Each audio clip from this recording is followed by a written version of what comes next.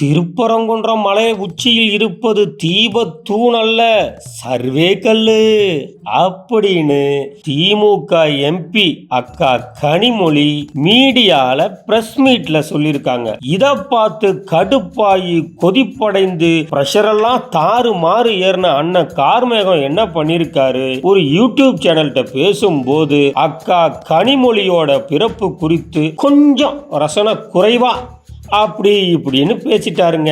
இதனால என்ன பண்ணுச்சு, அரசு பதறி போய் அவதூறு பேசிட்டாருன்னு அவர் மேல வழக்கு பதிவும் போட்டு உடனே அரசு இயந்திரம் அவரை கைதும் பண்ணிடுச்சு. இந்த கார்மேகம் எந்த அடிப்படையில இப்படி அக்கா கனிமொழி குறித்து பேசுறாரு அப்படின்னு எங்கடா இந்த டேட்டாவை தேடுறதுன்னு போய் நம்ம சுந்தர் பிச்சையோட கூகுள் கிட்ட கேட்டா எம்கேடி சுப்பிரமணியம்னு ஒருத்தவர் நடத்தின இந்த ஜவகரிசம்னு ஒரு பத்திரிக்கை, அதாவது 1970 ஒரு பெட்டி செய்தியில இந்த மாதிரி ஒரு தகவலை போட்டிருக்காரு. அதுல என்ன போட்டிருக்காருன்னா, குறிப்பிட்ட நாள் சென்னையில் ஒரு மருத்துவமனையில் குறிப்பிட்ட நேரத்தில் ராஜாத்தி என்ற பெண்ணுக்கு ஒரு பெண் குழந்தை பிறந்தது. மருத்துவமனையின் பதிவேட்டில் அந்த பெண் குழந்தைக்கு தகப்பனார் மு கருணாநிதி என்று குறிப்பிடப்பட்டிருக்கிறதே.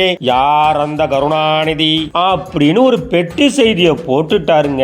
உடனே பதறி போன நம்ம மூக்கா எந்த பெண்ணையும் பெண் குழந்தையும் எனக்கு தெரியாது அப்படின்னு சொல்லி, ஐயோ இந்த பிரச்சனை பெருசானுச்சுன்னா நம்ம முதல்வர் பதவிக்கே பெரிய களங்கம் வந்துருமே அப்படின்னு அவசரமா இவர் மேல, அதாவது இந்த ஜவகரிசம் பத்திரிகை நடத்தின எம்கேடி சுப்பிரமணியம், இவரை பெரியாரிஸ்ட்னு சொல்றாங்க, கலைஞருக்கு நண்பர்னு சொல்றாங்க. அவர் மேலேயே ஒரு மான நஷ்ட வழக்கையும் போடுறாரு. அந்த காலகட்டத்தில் அரசு இயந்திரம் இவங்க கண்ட்ரோல்ல இருக்கிறதுனால போதிய ஆதாரத்தை நீதிமன்றத்தில் அந்த பத்திரிகையாளர் எம்கேடி சுப்பிரமணியத்தால சமர்ப்பிக்க முடியாம அவருக்கு என்ன பண்றாங்க, 1 மாச சிறை தண்டனையும் அபராதமும் விதிக்கப்பட்டு பிஹைண்ட் த பார்ஸ், அதாவது சிறைக்கு அனுப்பிடுறாங்க அந்த எம்கேடி சுப்பிரமணியத்தை. இப்ப நம்ம பிரச்சனை என்ன, நம்ம கேள்வி என்ன அப்படின்னா, காங்கிரஸ் கட்சியில் இருக்கக்கூடிய திருச்சி வேலுச்சாமி சொன்ன தகவல் சில வருடங்களுக்கு முன்னாடி ஒரு வார இதெல்லாம் வந்திருக்கு. அது மட்டும் இல்லாம ஆங்காங்கே இருக்கக்கூடிய பிரபல யூடியூபர்கள் என்று சொல்லிக் கொள்ளக்கூடியவர்கள், நடுநிலையாளர்கள், இப்படிப்பட்டவங்களாலுமே அவங்களுடைய வலையொலியில சில விஷயங்களை பேசியிருக்காங்க.